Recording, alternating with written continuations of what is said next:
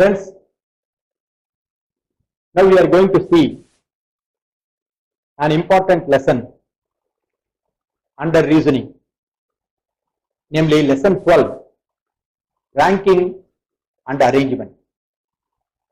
Ranking and arrangement is of late becoming increasingly important because more and more questions are being asked under this topic, either directly under this topic or under data sufficiency, and the level of difficulty of questions is going up day by day.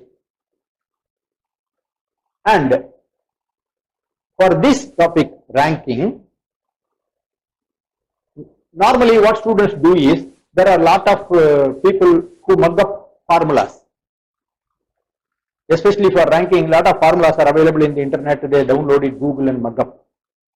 Some formulas say you have to add 1.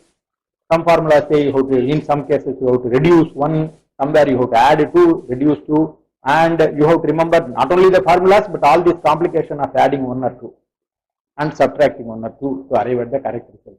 As a result, what happens is, students apply the wrong formula, and either instead of adding they reduce, or instead of reducing they add, and as a result they get totally confused and go into the wrong answer. In my humble opinion, there is no need for formula for this particular topic. All you need is basic reasoning and logic coupled with a little bit of drawing of errors. I propose to teach you this subject, ranking, in a very simple fashion and in a lasting manner because if you understand the logic and work out with simple arrows, drawing some simple arrows, then you will be able to do it in the examination hall. Once you learn, it will be available for you always. Therefore, some simple logic I am going to use with some drawing of some arrows, and we will be able to draw we will be able to find out solutions for all the problems. I assure you that this method, even though the method is simple, it can decomplicate all complicated problems, and you will be able to find the answers. With regard to the problems of ranking and arrangement, it is broadly divided into 2 categories. One is called position, the other is called comparison. Under position, what we do, we say A is 12th from left, B is 18th from the right. So position is told from either left to right, or we say position from top to bottom. A obtained the 13th mark from the top in his class, and B obtained the 16th position from the bottom. So that is, position is possible from left to right or from top to bottom. Then with regard to comparison, we say A got more marks than B, B got more marks than C, and D got more marks than A and B. E is not the E did not get the lowest mark, and then finally say they will ask who got the highest mark or who got the lowest mark. So that is comparison. They may say A is the tallest person in the class, B is next to him, like that.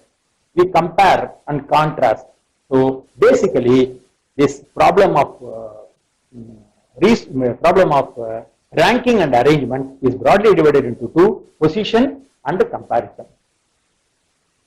With regard to position, I want to introduce you to all types of problems, because you should know all types. So whenever you see a similar problem in the examination, you will be able to recall what type of problem is this and find the answer. What are the various types that are possible under position? One is position of a single person from left to right or from top to bottom. Then position of 2 persons. With regard to A and B, they will give the position of A and B. It may be simple or overlapping. What is simple, what is overlapping, we will see at a later time. Then shifting of 1 person. A is shifted from 12th position to 16th position, etc. Then interchange of 2 persons. A goes to B's place, B goes to A's place. That kind of problem. Then you position of a 3rd person. You add a 3rd person. There is A and B is there. In between, C is there in the middle. Then the last type is one more Q. So that these are the various types of problems that are coming under position. Then with regard to comparison, it may be either number arrangement or digit rearrangement or alphabet rearrangement. Number or digit arrangement, rearrangement, or alphabet rearrangement. Then arranging persons or things in ascending or descending order, replacing of number or alphabet, and finally other type of problem. Under comparison, it is mostly digit or number rearrangement. So these are the broad categories we are going to see. Let us see the problems one by one, and I will tell you how to solve the problems using simple logic and drawing some minimum errors, how to solve even complicated problems using simple logic. That is our goal. We will see it. We will see the problem one by one.